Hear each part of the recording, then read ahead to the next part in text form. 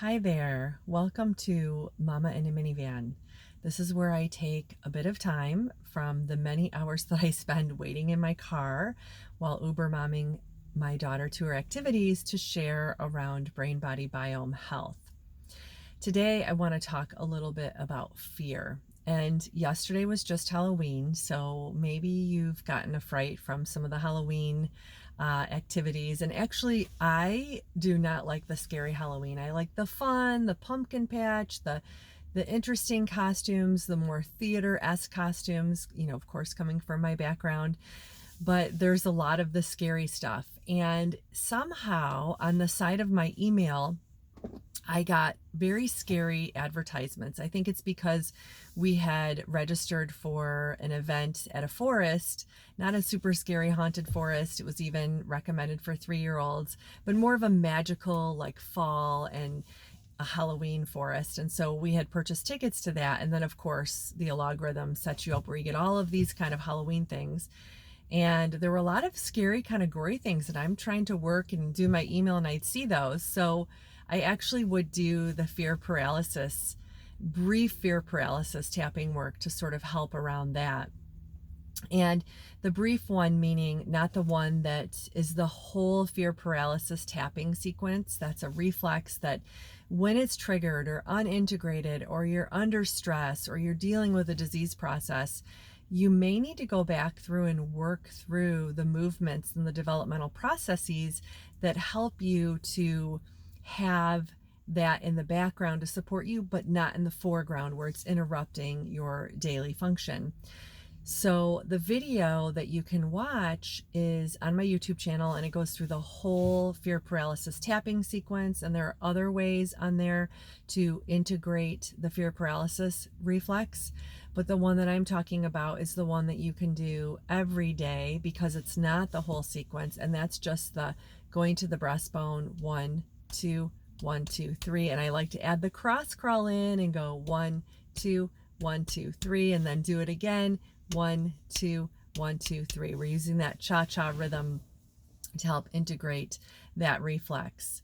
So I would see that out of the corner of my eye, and I don't like scary movies. I can't do any of that kind of stuff, and I could just feel how it would sort of ramp up my nervous system. So I would just do a little bit of the fear paralysis tapping, and that helps. And that's just a silly way of how I've been using it, more for a silly cause. It's a great application, but with a silly sort of cause. But I want to talk about using the fear paralysis in everyday life with real people.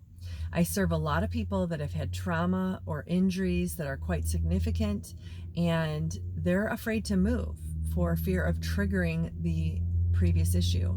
So in my studio clinic space, I have everyone that has had situations like that, or we feel the nervous system is holding on to fear that's holding them back from moving with ease and joy and comfort. I have them do that brief little tapping sequence before they go into movements. I also will have people do it. I just had a lovely woman in last week, an accomplished athlete her entire life, also professionally very accomplished, and she's dealing with her third autoimmune diagnosis that affects the joints, and she wants to be active. And so this is part of her whole sequence, doing the fear paralysis tapping, the full tapping 3 times a week, doing the brief tapping before and after each movement sequence, because again, she's an athlete and she wants to push herself and stay active. And that's a really important part of her program. Another woman that I work with who's lovely, she's had a severe car accident, and she's tried a lot of different therapies and has not been able in the past to get back to the level of function that she desires and deserves. So I have her on a whole program to build safety in the nervous system. So we're doing isometrics, lots of them around her injury site to help the body feel safe. And this accident was years ago, but the nervous system still has not felt safe enough to move forward. So we do a bunch of different isometrics, and she's very dedicated to her home program, which is great. And then I have her doing the fear paralysis tapping. And she knew the fear paralysis reflex because she's in the profession. And yet she just needed someone to guide her to do that in her program as part of her home program before and after she starts, so that she feels comfortable and safe in her nervous system with her exercises. Another application is with children. You know, fear for them can come up, whether it's when my daughter was younger, the monsters under the bed, and now it's all sorts of different preteen angst and exploration there. And so fear can often look like anxiety, and when we boil down anxiety, there's really fear underneath it. So I've taught her, I've empowered her how to do the FPR tapping, and very often at nighttime it's part of our ritual. We have rituals that we do that just help to calm her nervous system, help her to shut that brain down, because she wants to think and analyze everything at night. I have no idea where she gets that from. And so just some tools to help her be ready to take on her day, or rather take on her night and sleep, so she's ready to take on a fresh new day the next day. So again, we're doing this sequence at bedtime most every night, and it's really a great tool for her there as well. So just some applications here to sum up. The fear paralysis tapping that I've shared in the longer video that's on my YouTube channel, you only want to do that full sequence 2 to 3 times a week at max, because that will dial down your sense of caution.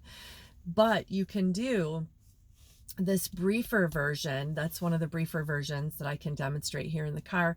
You can do this briefer version regularly, daily. Do it before the activities that have a history of fear or anxiety for you. And notice how it dials that down so your nervous system is integrated and you can move forward with ease and comfort. I hope you found this helpful. Feel free to leave questions or ideas of how you've used it in the comments below. And remember, never, ever underestimate a mama in a minivan.